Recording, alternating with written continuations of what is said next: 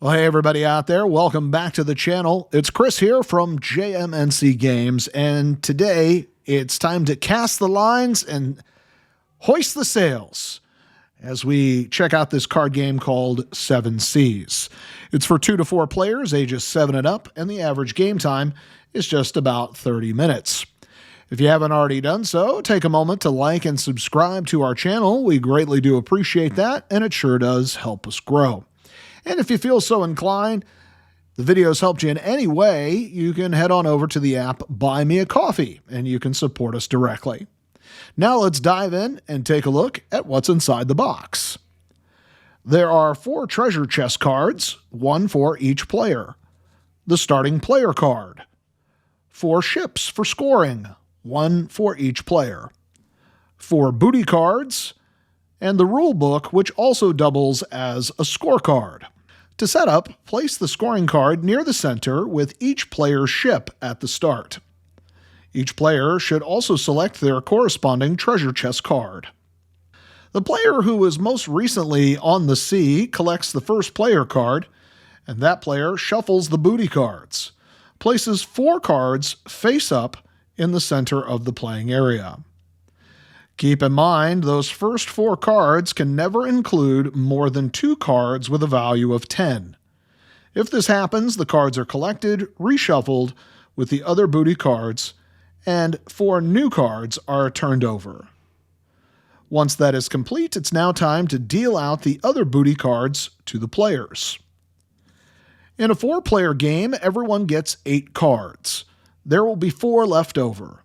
Those cards are placed face down next to the 4 face-up cards. In a 3-player game, everyone gets 11 cards. There will be 3 cards left over. Those cards are placed face down next to the 4 face-up cards.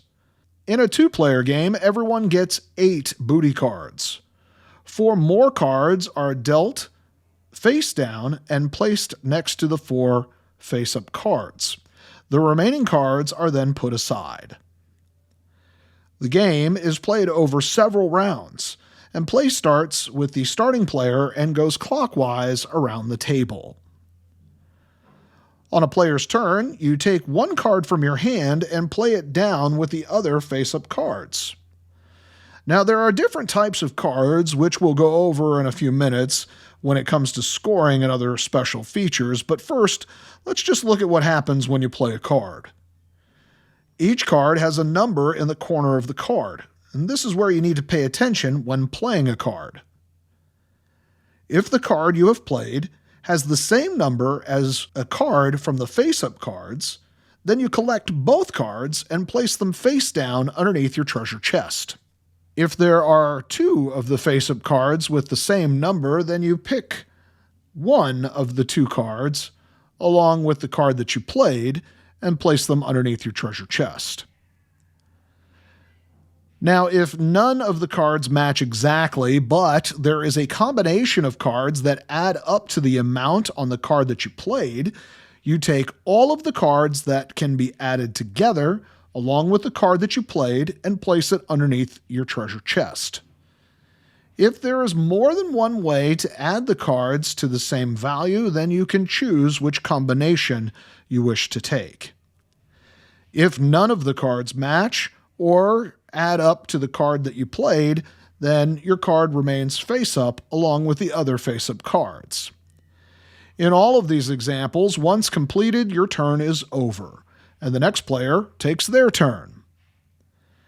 A couple of special rules. If on the face-up cards there is a card that has a value of 10 on it, you can collect this card by playing a card with a value of 1. Or you can also claim this card with a 10 on it by playing the Kraken. Now, if there is a card on the face-up cards with a value of 10 and a card with a value of 1, then if you play a card with a value of 1, then you must take the card with the value of 1. The Kraken is a card you can play, and it gives you the special ability of taking all of the face-up cards in the face-up area. But you must also take the Kraken with those cards and place them underneath your treasure chest. Now, if you didn't want to take all of the cards, that's fine. However, if you do play the Kraken and there is a card with a value of 1 on the face-up area, then you must take that card and the Kraken. Now, if you play a card that ends up clearing out all of the face-up cards, you have 2 options. One is you can go into the face-down pile in the center of the playing area. You can choose one of those cards to keep and place it underneath your treasure chest. Return the rest of the cards face down. Or you can choose to steal one card from an opponent's treasure chest. Go through their cards, select one, and place it in your treasure chest and return the remaining cards to the owner. It's important that if you play the Kraken and you take all of the face-up cards, you do not get to take the action of stealing. Once all of the cards have been played by every player, then that ends the round and you begin scoring. If you're playing a 2-player game, you play in 2 cycles. You first play with the cards that you were dealt as normal, and once all of those cards have been played, the extra 16 cards that were not used are dealt out, and play continues until the second cycle has been finished, and then moving on to scoring. Now, when it comes to scoring, you will see on the scoreboard the order in which you should play the score. First is the most booty points, which is given to the player who has the most cards in their chest. That player would receive 1 point and move their ship accordingly. If there is a tie, then both players receive a point. Next is the gold points. Find all of your cards with gold on them in your treasure chest. In counting these cards, you need to look at how many coins are depicted on the card. It can be 1 and 3. Whoever has the most gold collects 1 point. If there is a tie, both players receive a point. Next is the Pirate Lady, followed by the Pirate King. Whoever is in possession of these cards will receive 1 point per lady or king card that they have. And finally, there is the highest booty value. Sort all of your cards in your treasure chest by color. Find the highest value of each type of color, which are listed here on the card. Add only the highest card of each color. Whoever has the highest total will collect 2 points for the round. If there is a tie, then both players get the point. Once scoring is complete, the round is over and begins a new round by reshuffling the cards and starting again. You keep playing until the designated amount of points.